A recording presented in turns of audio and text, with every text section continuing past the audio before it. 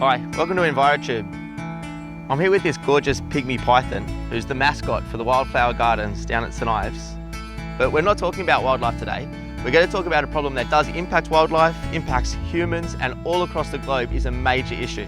We're going to talk about microplastics. Microplastics are small pieces of plastic that are either produced to be small or that break down, then find their way into our waterways, our oceans, and across all of our environments. Whether it's a human or a pygmy python, we're all impacted by microplastics. We're going to learn about it today, and importantly, how we can help scientists in working out the scale of the problem and the solutions.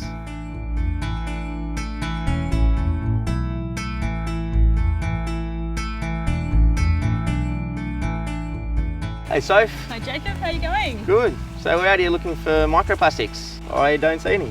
No, they're a bit hard to find. By the time they get washed off the side of the road, down into the stormwater drains, into our creeks, they get all chewed up into tiny little pieces. So we're down here looking in the sand to see how many little bits of microplastics we can find. So we're going to look into in the actual sand, not in the water? Yeah, in the sand, in the sediment, and seeing the tiny little pieces that they get broken up into little sand-sized pieces of plastic, and that's what we're going to be looking for. Oh, let's go have a look to see how we do this. Yeah, let's go. We're looking for a couple of different things, but mainly we're looking for those small bits of plastic that people might not even see in the environment. The testing's mainly been designed for sort of ocean sites or on the beaches and the shores of ocean areas and big estuaries, so I've had to adapt things slightly to do the testing on small bush creeks. So there's a few different problems with plastics. We have the types of rubbish that you see when you walk around, where people have dropped things as they've been bushwalking or that have been washed down the creek. The microplastics that get washed down off our streets or from our shopping centres come down the creeks, where they eventually get into the oceans.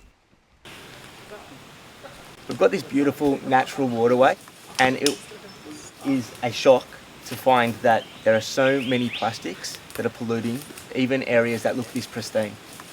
Even on the walk down, I see in a lot of the areas that there are plastics and things like that, but they're the macroplastics. Yeah, definitely. So macroplastic is usually above 5 millimeters in size, and it's very visible, and you might see it as like a bit of a plastic bag or a bit of food packaging and stuff like that. So the issue with plastics is that they don't break down, they break up. They break up into smaller fragments, and what we're mainly looking for here is what we call microplastic, and that sort of plastic we're looking for is usually between 1 mil and 5 mil in size. Plastic that size in the environment is very hard to find. It's very transportable.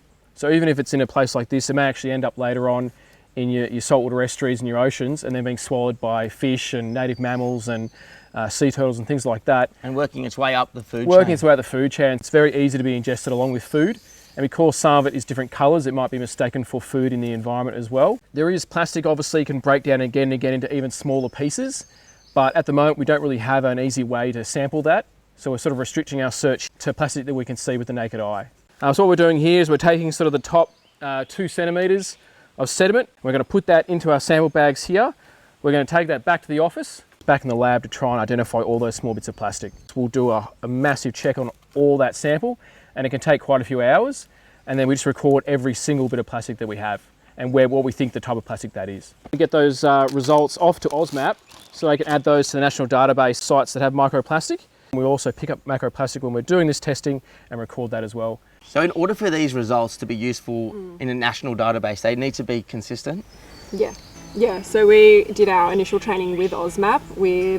There were other organisations there as well, and they've gone through the procedures with us to ensure that we have our correct translate lengths, the number of quadrats, randomised number generation, so it's all consistent throughout that database.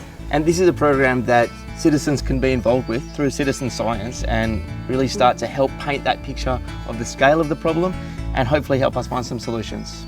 Yeah, absolutely. Yeah, definitely. So we're even planning events where we're going to use this style of testing to teach kids how to recognise microplastic in the environment. But we do want to use the procedure that AusMap has developed in community education so that we can actually highlight with the community that there is a problem with microplastic. They just may not be aware of it. Microplastics are a global problem, and they've recently received some attention in the media, which allows projects like this to go ahead. We've spoken to a few people today that are part of the solution, and we'd love it if you could be part of it too. So Soph, there's a lot of work to be done just trying to define the problem. How can people get involved? Yeah, well, we can. People can get involved in our OzMap microplastics sampling program, so you can come along, contact council. If you know of a creek where there might be some big sandy sediment deposits that you want to look at, or you can come and check out some of our sites that we already know. You can come, help sample and participate. And then once we know what's going on in our environment, we can figure out ways or prioritise which things we need to do to help make sure that we keep our lovely natural areas as good as they possibly can.